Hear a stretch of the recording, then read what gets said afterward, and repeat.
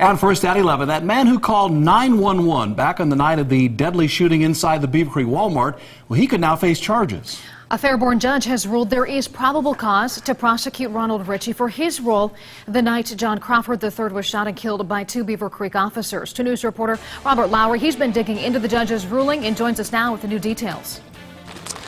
Well, Mark and Katie, this all started after 9 people filed affidavits with a judge asking for prosecution against Ronald Ritchie for things like reckless homicide, involuntary manslaughter, and inciting violence. Well, that judge came back and ruled against several of those listings on the affidavit, but she did say that there is probable cause against Ritchie for creating a false alarm.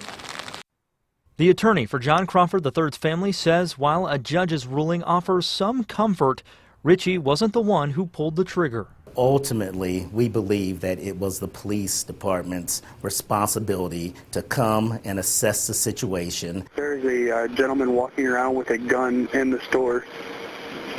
Is he got it pulled out?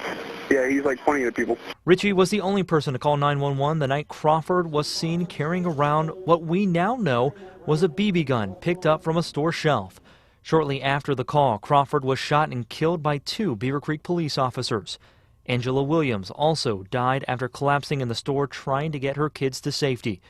A month later, while a Greene County grand jury was deciding the fate of the 2 officers involved, I sat down with University of Dayton law professor Tom Hagel to ask if it was possible Ritchie could also face charges. Can they look at that 911 caller, or is it just strictly to the 2 officers? Oh, no. I mean, whatever those facts uncover can lead to a indictment of somebody else other than those 2 officers. The grand jury eventually chose not to indict anyone involved. More than a year after that decision, however, Crawford's family attorney says they are happy to see people taking up their cause. We are thankful that the community is still behind this family, still supporting this family, and still trying to seek justice for the Crawford family.